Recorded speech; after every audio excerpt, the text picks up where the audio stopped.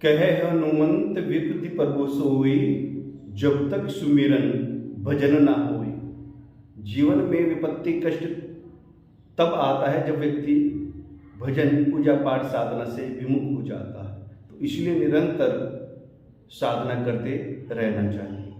आप सभी को मेरा नमस्कार। मैं हूं आचार्य सूर्यांश।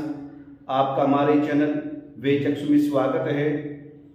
आज हम वार्ता करेंगे आपसे आपकी राशि मीन के विषय में। जून के महीने में आपकी राशि पर किन किन ग्रहों का क्या बदलाव हुआ है, कहाँ पहुंचे हैं, कहाँ से क्या करने वाले हैं, क्या आपको डायरेक्शन दे रहे हैं, कहाँ के लिए आपको प्रेरित कर रहे हैं, ये सब जानकारी इसी चार्ट में छुपी हुई है। जो लगन चार्ट है इसमें ही हम देख के आपको बताएंगे कि क्या स्थिति ग्रहों की है। इससे पहले कि मैं अपनी बात प्रारंभ करूं, आप हमारे चैनल को सब्सक्राइब कीजिए, बेल आइकन का बटन दबाएं और हमसे जुड़े रहिए। प्रिय दर्शकों, आपकी राशि मीन है। यहां पर आप देखेंगे कि जो मीन राशि है, मीन राशि का स्वामी बृहस्पति है। तो कोई भी ग्रह अपना प्रभाव दिखाने से पहले ये देखा जाता है कि वह किन किन भाव का कारक है, कौन सी उसकी राशि है, कहां पर उपस्थित है और क्या उसका स्वभाव है। तो यहां बृहस्पति का अगर देखें दसम और लगन दोनों का स्वामी बृहस्पति ही है। बृहस्पति सुख का कारक है और धन भाव का स्थिर स्वामी और धन ही भाव में उपस्थित है। पर यहां पर कुछ समय से बृहस्पति ठीक फल नहीं दे पा रहे हैं, क्योंकि वो अपना शुभत्व जो शुभ फल है उसमें कमी हो जाती है। क्योंकि देव गुरु बृहस्पति शनि की जो पाप दृष्टि धन भाव पर पड़ रही है, साथ ही साथ राहु भी बृहस्पति के साथ बैठे हैं। तो ये दोनों ग्रह धन हानि पहुंचाते हैं। जो आपका धन जमा धन है उसको निकासी उसकी शुरू कर देते हैं, उसको बाहर का रास्ता दिखाने लग जाते हैं। और बृहस्पति का यहां होना उसको रोकता है। थोड़ी बहुत प्रॉब्लम होगी, समस्या दिखाई देगी, पर बृहस्पति यहां मददगार साबित हो रहे हैं, क्योंकि कर्म और लग्न के स्वामी धन भाव में है। कभी भी बृहस्पति अपना अशुभ फल नहीं देते, वो अशुभ फल को टाल देते हैं। यहां ऐसा ही आपकी कुंडली में लगन चार्ट में देखने को मिल रहा है कि बृहस्पति राहु शनि के पाप को कम कर रहे हैं और धन संबंधी जो समस्या है वह थोड़ी बहुत आर्थिक तंगी आपके सामने है, देखने को मिल रहा है। क्योंकि कहीं ना कहीं इन्हीं कारणों से राहु अष्टम भाव को देखता है, शनि इधर षष्ठ भाव को देखता है। परेशानियां तो जीवन में चल रही है, तो धन भी निकल रहा है। परेशानियों का हल धन का निकलना नहीं, मात्र शनि और राहु है। इसलिए और अभी मंगल भी आपके जो धन भाव का स्वामी है पंचम भाव में नीच राशि में पहुंच जाते हैं। तो इसलिए जून के महीने में थोड़ा सा आर्थिक तंगी रहेगी और इसका सामना आपको करना पड़ेगा। अब मैं तृतीय भाव की बात करता हूं। तृतीय भाव में सूर्य बुध एक साथ बैठे हैं वृष राशि में।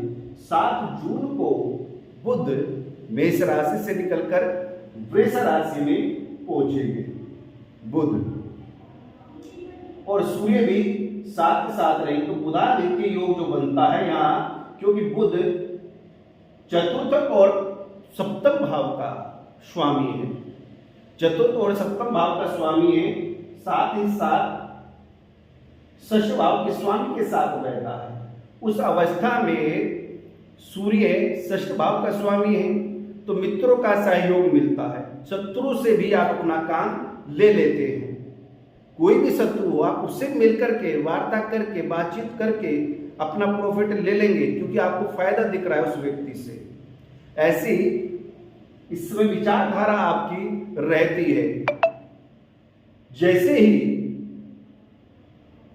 15 जून को सूर्य वृष राशि को छोड़कर मिथुन राशि में पहुंचेंगे और 24 जून को बुध भी यहां पहुंच जाते हैं मिथुन राशि में।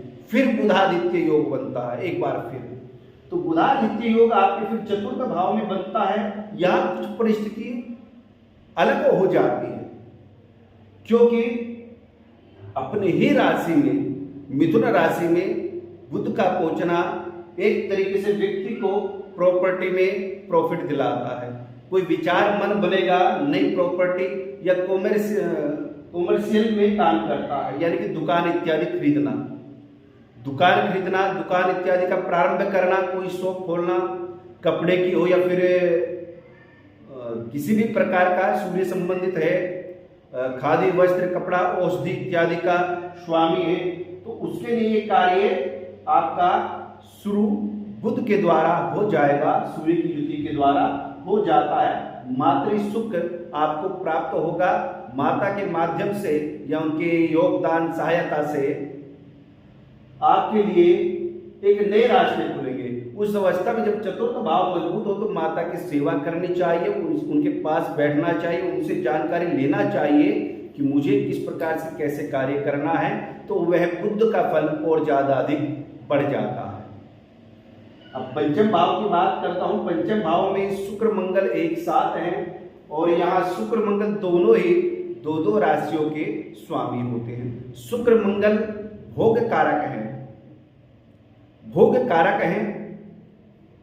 यहाँ शुक्र को स्त्री सुख का और मंगल को पति सुख का कारक माना गया, इसलिए मंगल और शुक्र स्त्री पुरुष जब एक साथ हो जाते हैं तो व्यक्ति प्रेम विवाह इत्यादि करता है। पंचम भाव में प्रेम विवाह तो होता नहीं, पर प्रेम इत्यादि में पड़ जाता है, लक्ष्य से भटक जाता है। जो शिक्षा एजुकेशन कर रहे हैं वह पढ़ाई छोड़ करके इस ओर बढ़ जाते हैं। कोई ऐसा साथी मिल जाता है जिसके साथ रहने लगते हैं, तो इसलिए मंगल शुक्र की युति बड़ी यहाँ पर खतरनाक साबित होती है। इसको देखते हुए दूसरा, इसको एक तरीके से देख सकते हैं, क्योंकि यहाँ द्वितीय और तृतीय भाव का स्वामी है, अष्टम और धर्म भाव का स्वामी दोनों ही पंचम भाव में पहुंचे हैं। उस अवस्था में आप शिक्षा संबंधित ज्यादा खर्च करेंगे। आपको अपना कॉलेज लेने के लिए, विषय लेने के लिए अधिक खर्च करना पड़ सकता है, या अतिरिक्त पैसा देना पड़ सकता है, तब जाकर के आपको एडमिशन इत्यादि मिलेगा। संतान की बात करता हूं कि संतान का समय नहीं है, हालांकि मंगल शुक्र बैठकर संतान के योग बनाते हैं। इस महीने ही वो योग बनेगा, पर आखिर में योग बनेगा जब बुध यहां पर उपस्थित हो जाएगा 24 जून के उपरांत। सप्तम भाव की बात करते हैं। सप्तम भाव का स्वामी तृतीय भाव में है, तो ये मित्रों के साथ, अपने करीबी संबंध जिन व्यक्तियों के साथ है उनके द्वारा कार्य चलाता है, या फिर जो आपका रिश्ता है, संबंध है, वह नजदीकियों में ही होगा। आपके रिलेशन में जो पहले से रिलेशन है वहां पर ही आपका विवाह हो जाएगा। वैवाहिक जीवन ठीक है, अच्छा सुखद रहेगा, किस प्रकार की कोई समस्या नहीं है। अष्टम भाव में केतु इन्फेक्शन, त्वचा रोग इत्यादि दे सकता है, थोड़ा सा केतु से सावधान रहने की आवश्यकता है।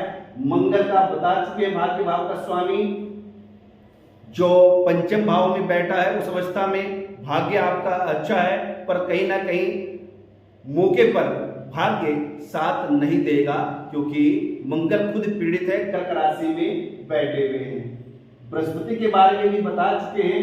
यहाँ बात करते हैं इनकम और व्यय भाव की। इनकम के साथ व्यय आपका जुड़ा हुआ है। शनि क्योंकि कुंभ राशि में 12वें भाव में शुभ स्थिति में है, तो कार्य खर्च तो अधिक होगा, खर्च अधिक होता है, पर वहां होगा जहां आपको लाभ भी होगा।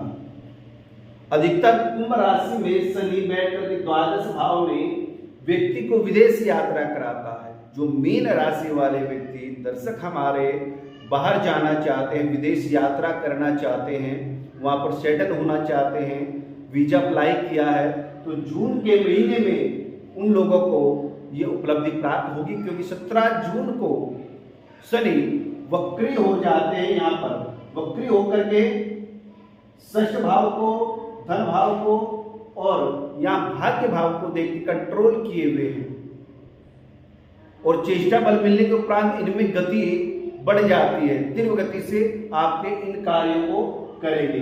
बस इस महीने आपको फाइनेंशियली प्रॉब्लम, थोड़ा सा आर्थिक तंगी हो सकती है बृहस्पति के चलते हुए, क्योंकि शनि की दृष्टि और राहु साथ में बैठे, इसलिए आपको राहु की शांति करना चाहिए।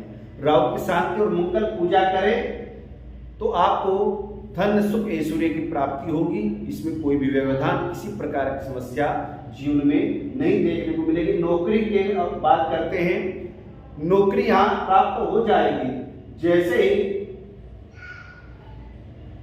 ही बुध यहां पहुंचता है, क्योंकि बुध की दृष्टि दशम भाव पर, कर्म क्षेत्र पर भी होगी। कोई नया व्यापार आप अपना प्रारंभ करेंगे, जैसे कि मैं बताया है बुध का फल के कोई सौंप खरीदना, दुकान इत्यादि खरीद सकते हैं। तो इसलिए नौकरी का भी आपका ठीक है, बृहस्पति की दृष्टि है, यहाँ पर नौकरी रोजगार नए आयाम खुलेंगे, रास्ता नजर आएगा। प्रिय दर्शकों, जैसा कि मैंने जून के महीने में आपकी राशि संबंधित जानकारी दी है, उसी प्रकार भविष्य में भी मैं आपको आपकी राशि संबंधित जानकारी देता रहूंगा। आप हमारे साथ जुड़े रहिए, बने रहिए। नमस्कार, प्रणाम।